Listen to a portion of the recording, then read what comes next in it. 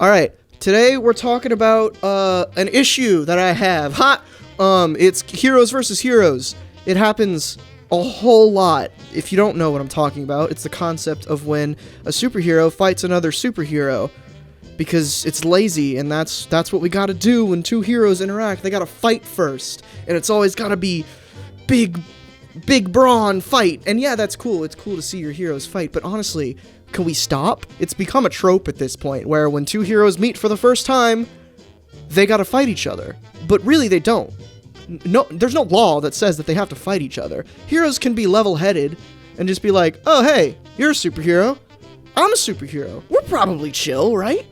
Don't always assume this villain stuff and, people can talk it out, you know? Some that immediately come to mind, Avengers. There's that big hero fight at first when Thor is, coming down and Iron Man's like, drop the hammer.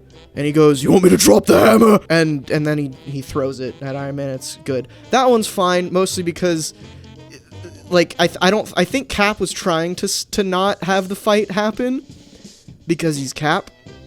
But, Tony's pig-headed and Thor's pig-headed, so that sort of makes sense.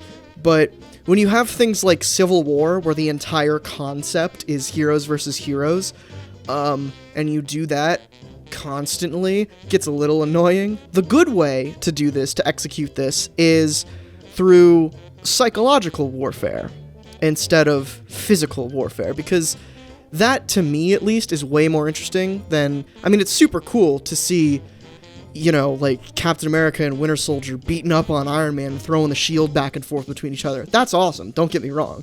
But what's even more interesting, personally, is when that comes out of ideals instead of just, hey, you're different than me, let's fight now. Which is sort of the concept of Civil War. Whether or not that's how it's executed is up for debate. But, for example, the first couple issues of Civil War 2 were somewhat interesting because there was some debate going on. Issue 5 is really where that book sort of took a nosedive into terrible, and that was the big fight issue, because of course every Marvel event, or just every event in general, needs a big fight issue. It doesn't. Another one that comes to mind, which is a good example of this, is House of M, where instead of... For those that don't know, the premise of House of M is, at this point, Scarlet Witch has just lost it. They're dealing with the effects of Avengers Disassembled, and they're like, what are we gonna do about Wanda?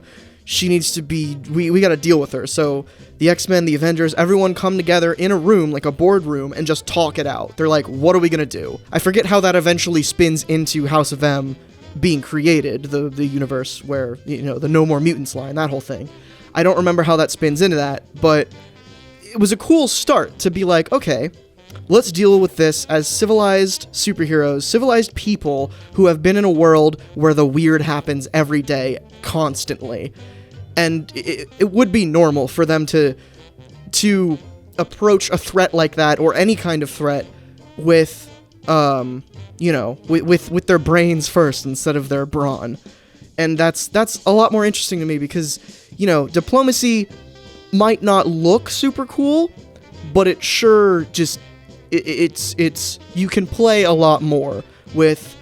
It's a lot, and I think it's a lot tougher and a lot more intricate to write diplomacy than it is to write a big fight scene, because it's one thing to say Captain America threw his shield at Iron Man. Nobody's gonna refute that. But if you say, Iron Man is gonna make a superhuman registration act where everyone has to register or they go to prison and reveal their identity and all this, you're like, okay, interesting idea, but that betrays the Iron Man character. So, it's tough, is what I'm trying to say, to nail down, something in their brain motivating them something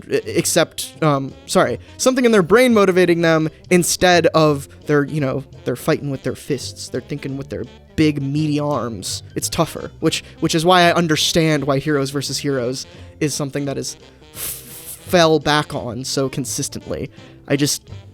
I'm tired of it, and I feel like a lot of people are. Hey, there's the timer. Perfect timing. So yeah, Heroes versus Heroes. I much prefer it when it's done in a psychological manner. I think in the Civil War movie, they nailed it pretty well. There was obviously a lot of fighting in it, and it was good fighting, but the emotional crux of it and the more brainy parts of it were there and were way more apparent and way better executed than in the original Civil War comic and Civil War 2.